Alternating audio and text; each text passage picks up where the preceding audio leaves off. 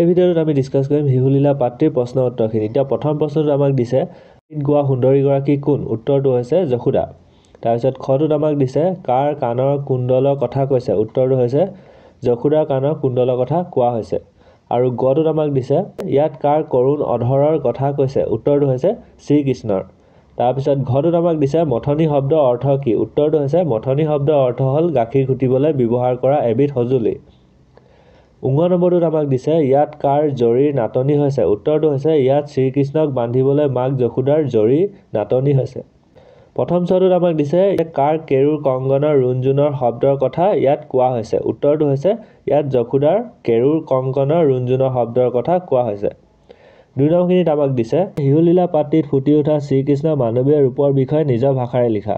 উত্তৰটো হৈছে মহাপুৰুষ শ্ৰীমন্ত শংকৰদেৱৰ বিৰচিত কীৰ্তনঘোষাৰ অন্তৰ্গত হিহুলীলা পাত্ৰীৰ পৰম পুৰুষ শ্ৰীকৃষ্ণৰ ঐশ্বৰিক ৰূপৰ উপৰিও সাধাৰণ মানৱ শিশুৰ ৰূপটো অতি সুন্দৰভাৱে পৰিস্ফুট হোৱা দেখিবলৈ পোৱা যায়। সাধাৰণ মানৱ শিশুৱে যেনেকৈ মাকক আমনি কৰে, মাকৰ লগত ঠেহ পেহ কৰে, ঠিক তেনেদৰে ভগৱান শ্ৰীকৃষ্ণই মাক যশোদাৰ লগত ঠেহ পাতিছে, অভিমান কৰিছে। মাকৰ মনোযোগ আকৰ্ষণ কৰাৰ বাবে ঘৰৰ বয়-বস্তু ভাঙি দলিয়াই লণ্ড-ভণ্ড কৰিছে। মাকৰ খং উঠা ভয়তে পলাইছে আৰু মাকৰ ভাগৰ লগা দেখি নিজে মাকৰ হাতত ধৰাও দিছে। এয়া যেন আমাৰ চিনাকি এক শিশুৰহে দুষ্টালি। 3 নম্বৰটোত আমাক দিছে শংকৰদেৱৰ মহত্তম সৃষ্টিৰ কীৰ্তনঘোষাৰ বিষয়ে এটি চমুটোকা লিখা। উত্তৰটো হৈছে কীৰ্তনঘোষা হৈছে আজিৰ পৰা প্ৰায় 500 বছৰ পূৰ্বে মহাপুৰুষ শ্ৰীমন্ত শংকৰদেৱৰ দ্বাৰা নৱবৈষ্ণৱ ধৰ্মৰ প্ৰচাৰৰ অৰ্থে ৰচিত এখন কাব্য।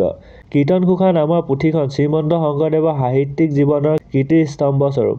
পুথিখনৰ মূল বিষয়বস্তু ভাগৱত গীতাৰ পৰা লোৱা হৈছে। এই গ্ৰন্থখন বিষ্ণুপন্থী হিন্দুসকলৰ পবিত্ৰ গ্ৰন্থ বুলি গণ্য কৰে।